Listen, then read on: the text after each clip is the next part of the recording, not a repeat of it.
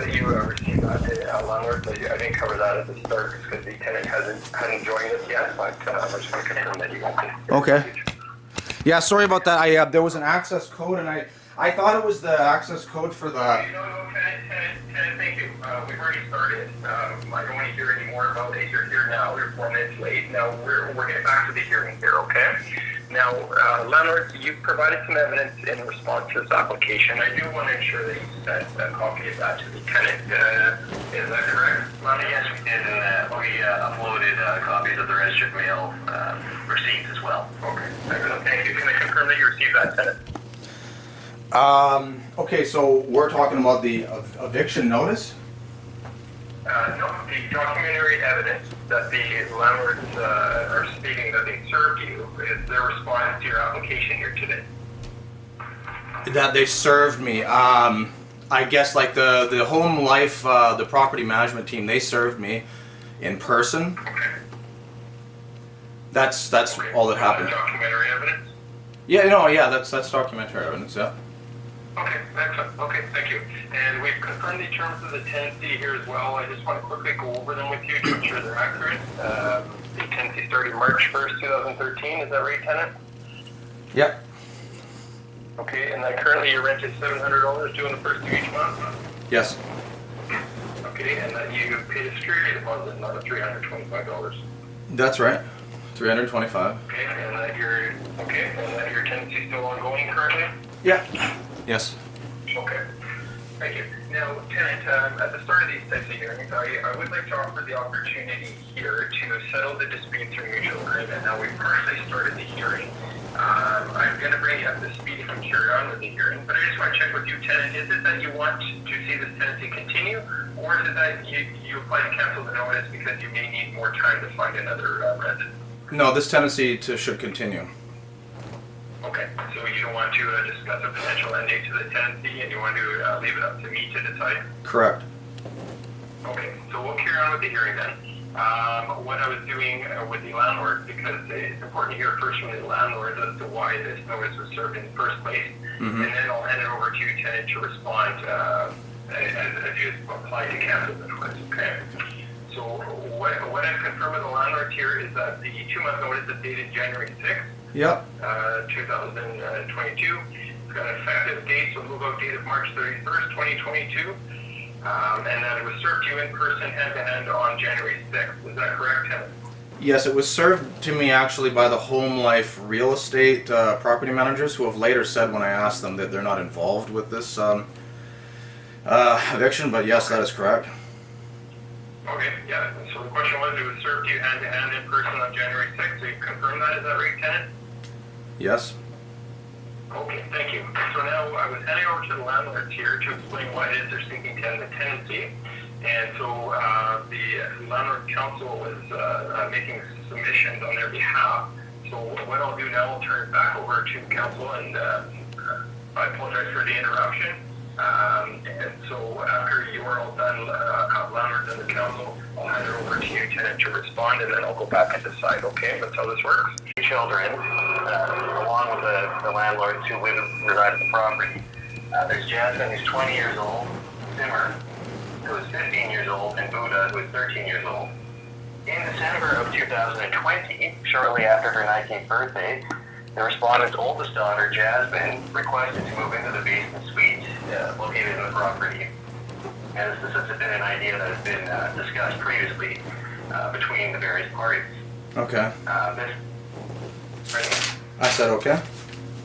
Okay, referenced in the affidavit of Jasmine Chima, found at page 1, paragraph 4. Jasmine's request to move into the basement suite was informed by her schedule as a full-time student at the University of the Fraser Valley, as well as her responsibilities as a part-time pharmaceutical assistant, and her desire as a young adult to establish a level of independence and privacy away from her siblings.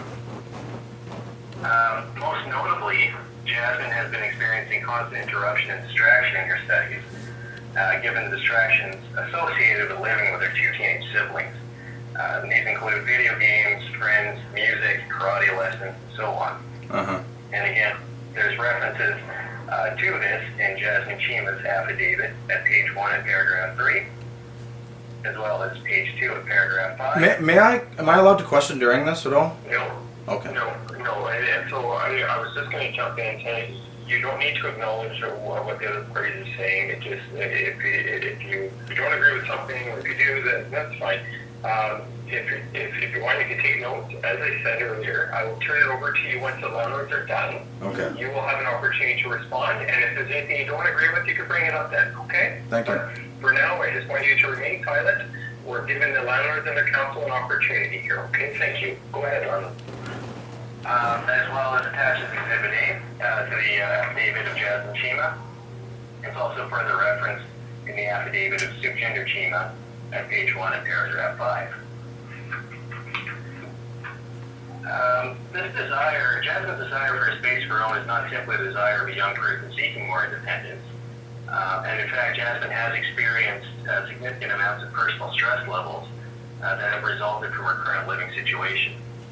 And this is evidenced by the note of her family doctor attached to Jasmine Chima's affidavit as Exhibit B.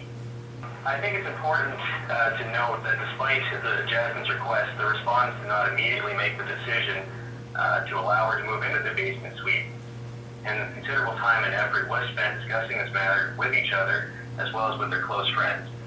And we've attached some character affidavits that sort of discuss this. And that would include the affidavits of Rajwinder Kular, as well as Amit Kochar, as well as Irwin Gill. And those are more submitted for the arbitrator's review, just to sort of back up the fact that this wasn't a rush decision. It was discussed, and it was an ongoing thought process that took some time to reach. After much discussion and deliberation, it was decided that Jasmine could move into the basement suite after her 20th birthday, which occurred on December 28, 2021. And we have attached at Exhibit D of Sukhjinder's affidavit a copy of her birth certificate, just to confirm that birth year and the timeline. As previously noted, the applicants were provided with 2 months' notice to end the tenancy for the landlord's use of property. We've also included that in Exhibit E, attached to Sukhjinder Chima's affidavit. And it was shortly after receiving this notice that the dispute resolution was filed for. And it is my understanding that the applicants are asserting that the respondents are seeking to end the tenancy under false pretenses, and that they're otherwise trying to circumnavigate the rules. And certainly, while it's true there has been a previous hearing with respect to a previous notice to end the tenancy in July 2021, this notice was issued with something that's completely different than what is an issue between the parties today.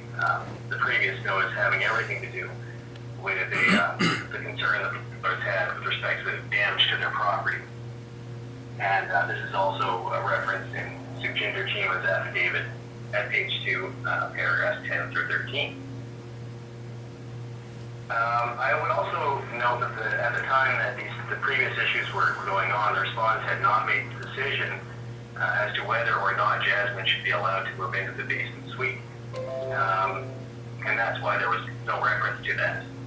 And we would highlight the fact that, and I anticipate the applicants will stress this, but we will highlight the fact that just because there was a previous notice for eviction, that was a separate matter altogether than what is before you today, and has very little to no bearing on what is before the arbitrator today. I will further note that the applicants have not provided any corroborating evidence to suggest that this is a mere tactic to end the tenancy. And essentially, in failing to do so, they are relying on and seeking a decision on what is essentially a legal fallacy known in Latin as post hoc ergo propter hoc, but otherwise known as after this, therefore because of it. And in the absence of any evidence, it would just be a legal inconsistency to arise at the conclusion that this is merely a tactic to have them removed. Quite simply, the facts of the matter are that the respondent's daughter cannot afford to move out on her own. This is sworn to in the affidavit of Jasmine Chima at paragraph 10. And the respondents, who are very generous but not wealthy people, are at the limits in being able to support their daughter as well as their other children. In addition to the costs associated with daily living, including raising their two teenage children, the respondents are currently supporting Jasmine with her post-secondary expenses, including tuition, eyeglasses expenses, and car insurance. And we have attached exhibit evidence of these costs to the affidavit of Sukhjinder Chima as Exhibit D and Exhibit H. Quite simply, the respondents are not in a position to financially assist their daughter in living independently, but they are in a position to provide their daughter with a safe, quiet, and financially viable living arrangement in their own home, and one that is close to her university campus and close to her current place of work. And we have attached the 2021 decision of the Supreme Court of British Columbia, Koyan G.V. Lewis, a case which in our respectful submission is identical to the issues between the parties. In this case, the landlords had brought a notice to end tenancy that was unsuccessful, and that was followed up by a subsequent notice to end the tenancy on the grounds that a workspace was needed for their daughter. The tenants in this case argued that this was an abusive process. The court found the need to take back even a portion of a rental suite for use of a home office was sufficiently valid to justify occupancy under the Residential Tenancy Act and overturn the decision of the adjudicator. In our respectful submission, the facts of that case parallel this case and are nearly identical, and of course such jurisprudence is binding on any such residential tenancy decision moving forward. Sort of by way of brief summary, the respondents have acted in good faith and with the full intention to make use of their basement suite pursuant to the provisions of Section 49(3) of the Residential Tenancy Act. They need this basement suite to provide for their daughter with a quiet, independent place to study, and they are merely seeking to make use of an asset at their disposal that they can provide to their daughter that is close to the university campus, that is close to her work, and is financially viable for the parties. Thank you. I just have just a couple sort of clarifying or questions here, just to ensure, because sometimes parties issue these types of notices and don't fully understand what's involved with the notice. Okay, so I don't have any questions relating to your submission. However, I just want to ensure that the landlords have considered that their daughter occupied a space within a reasonable amount of time. So if I were to find that the tenancy ends, that she were to move in within a reasonable amount of time, and for at least 6 months, those are the requirements of this notice. If the landlord's daughter doesn't follow through on that intended purpose, it could be that the tenant is entitled to compensation equivalent to 12 times the amount of rent. Okay, so that's stated on the notice itself, so that shouldn't be any new news. But it is amazing how many people serve these notices and don't understand all those components to it. So I just want to ensure, do the landlords understand, and are they here today acknowledging that their daughter, if I find this tenancy ends for that purpose, that the daughter will move in within a reasonable amount of time and for at least 6 months, and that their intention is to re-rent the rental unit? Yes, they fully understand that. If you'd like, I can have them confirm that with you themselves orally here. Sure, yeah. Want to confirm that you fully understand? Yes, we fully understand, and I totally spaced up for my daughter. Okay.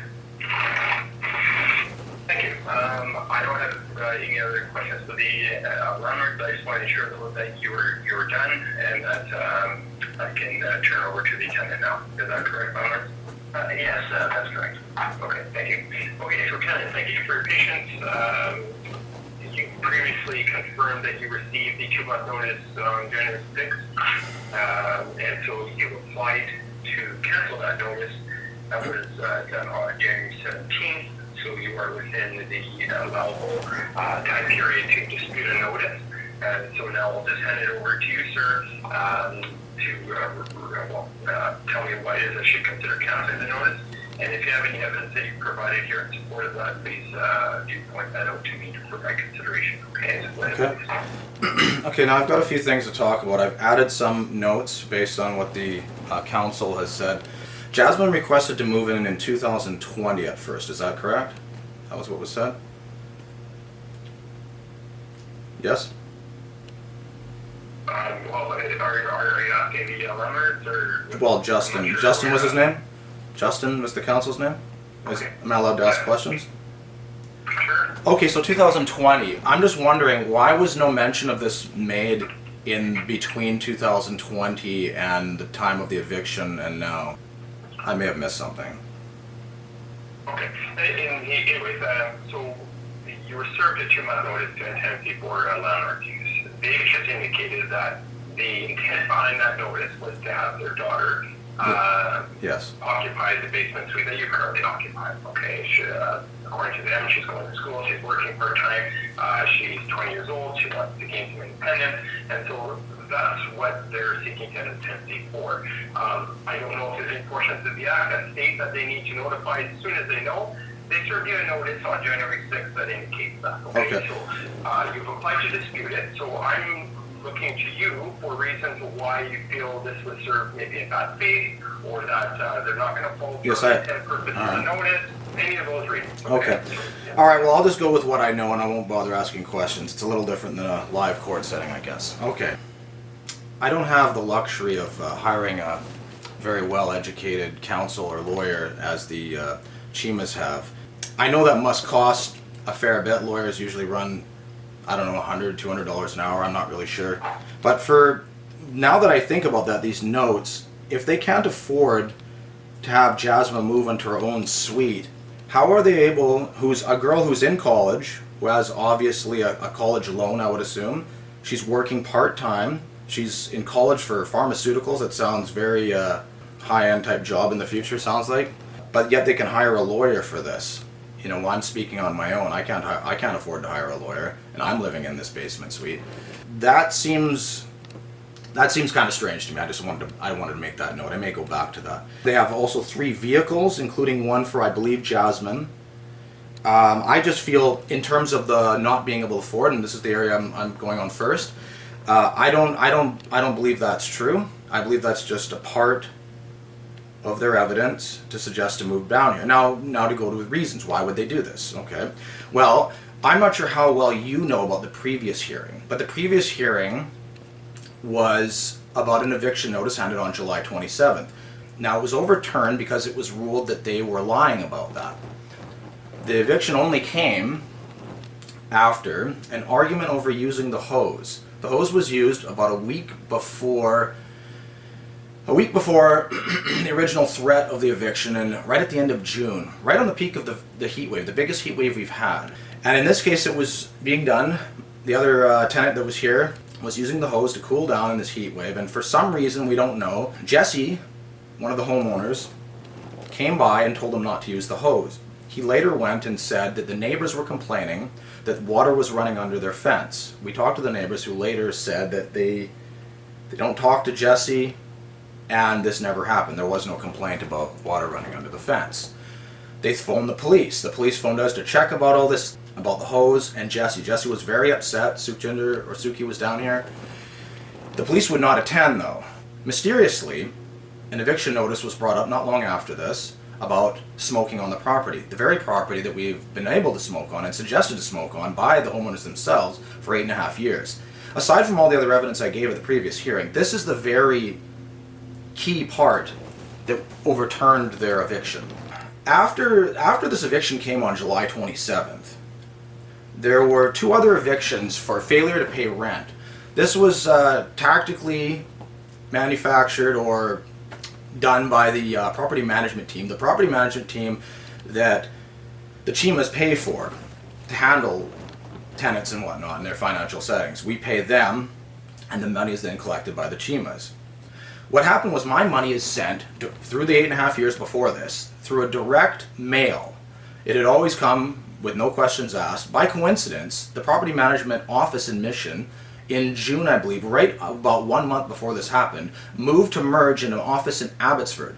Because my mail was sent always to that office and I didn't know it was changed, they didn't get the mail was sent back, and that's why they didn't get it. However, I went to the property manager numerous times, phoning her, Pat Robinson at the time, about the money. This goes on and on. I'm not going to include all the details, but it appeared as though, even after giving evidence of how to get the rent through rent replacement forms and lost and stolen supplier forms, that they were unable to do it. I came and paid out of my dad's savings account 2 months' rent to fix this. During that time, we had received one extra eviction notice for failure to pay rent. There would be another one for another similar thing. And before the hearing came, there was a fourth eviction, third in actual order. The third eviction at that time was another eviction for smoking on the property, almost identical to the first one, and the first one hadn't even been solved yet, showing, I believe, an abuse of power in trying to consistently or constantly throw evictions in the way of the tenants to harass them. We handled those in the hearing, as we said, based on the landlords saying that we were smoking, and we clearly established that their argument was based on frustration about some argument over a hose, a very frivolous matter. Now, a new eviction comes up.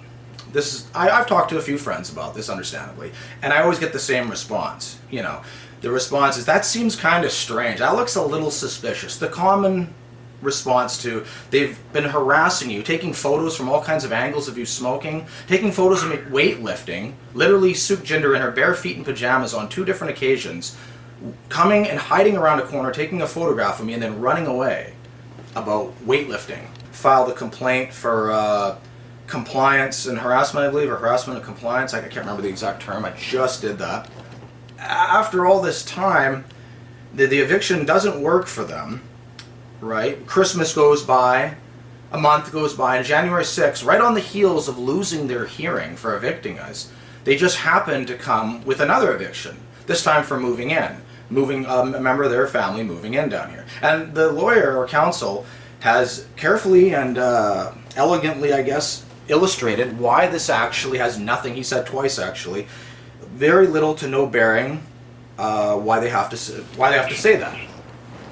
And I find that kind of interesting, and this is and he also says what I'm doing is a legal fallacy, coming on and relying on counsel to save me and bail me out based on my story now with no evidence. I sent video evidence and photographs approximately 1 week ago. I was supposed to also send them upstairs. Now upstairs has the landlords have a security camera. They don't answer the door when they won't talk to me. They now have the gate locked upstairs in the back.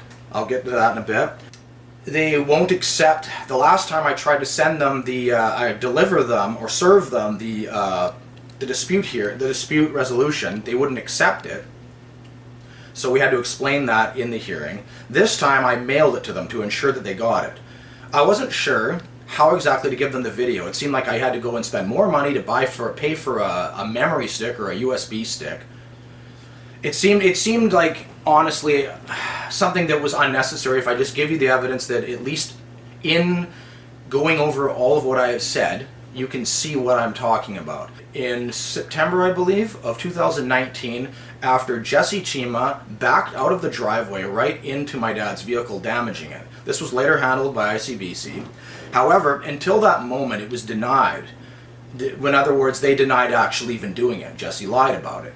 Suki came out and she said he didn't do that even though she wasn't a witness to it. Then the neighbor, the husband next door, Chris, came over in his bare feet and said, Jesse, either admit you smashed into the car or you're calling my wife a liar. Jesse didn't admit or apologize, but he ceased with his argument and would later go to ICBC. And Chris, the neighbor's wife was out doing her garden when Jesse backed into the car. She looked at him and was surprised, obviously. Jesse saw that she saw him and made a shush gesture to her by putting a shush, like don't say anything, and then drove away. There was a garden we had here, which they gave us permission to grow in 14 or 15. I'm not sure when it began, but we grew it for several years. The last pictures I gave were from 2017. In 2018, they told us to stop growing the garden. We have a picture that I sent where Jesse is mowing the lawn last year. As you can see, there's no garden in the middle of the summer.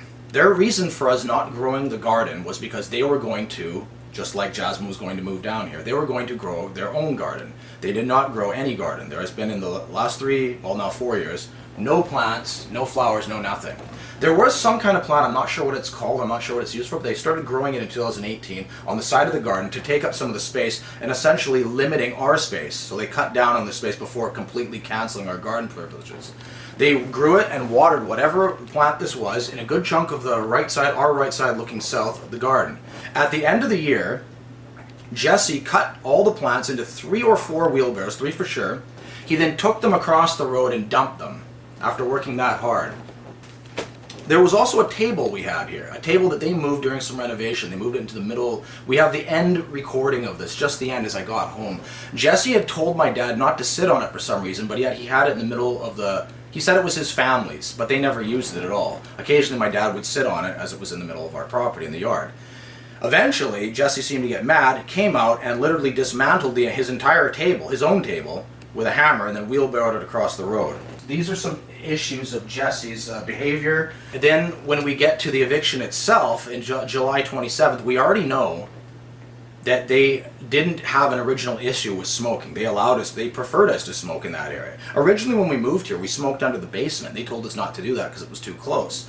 Suki actually told us that she had an allergy to cigarette. In fact, that very allergy comes up, the doctor's note comes up about her health during the last hearing, during that course of time, last summer.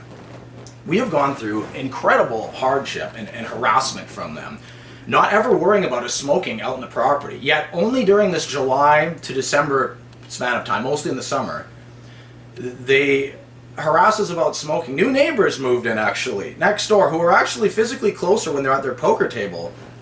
In that time, I seen them smoking huge amounts of pot. About 8 guys playing poker, being very loud. The neighbors here say nothing though. But when I'm smoking a cigarette approximately 20 to 30 feet even further away, they take photographs. And in fact, on one incident, myself and a friend were out there, and they phoned the police. They phoned 911 saying they were so scared about us smoking. The police didn't attend, of course. On another incident, I was with my Indian friend, Harry Harinder, who was out in the back while I was smoking. He wasn't smoking. He doesn't smoke cigarettes. He was just with me. He had his back turned to the window, 3rd floor bedroom window of Suki. Harry had his hands in his pockets, and she yelled, "Hey, Indian guy, I see you smoking. Why you smoke? Don't smoke." Harry, first of all, had his hands in his pockets and couldn't have been smoking and wasn't smoking. There's been 4 evictions, 2 of them for smoking the property. The second one before even having the hearing. This is why I filed for the acts in compliance, or the harassment and compliance, whatever that act is called. I was advised that by a free legal advisor that I talked to.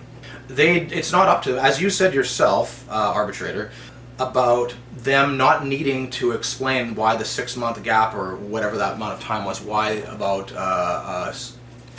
their daughter, Jasmine, moving down here. They wait for New Year's, they wait for Christmas. In fact, on Christmas, there's also the issue about the tarp. We've had a tarp here for years. About 1 or 2 years in, we have a tarp. The tarp, a lot of people didn't understand when we talked about the tarp. Why do you have the tarp? Is it just to create shade from the sun? Well, actually, the wind gets very, very strong here. Certain things have been blown, like light objects. Like, for example, if you have baskets, garbage cans, things like that have been blown even into the yard on some occasions. The trees really get windy. So that's why we put the tarp here.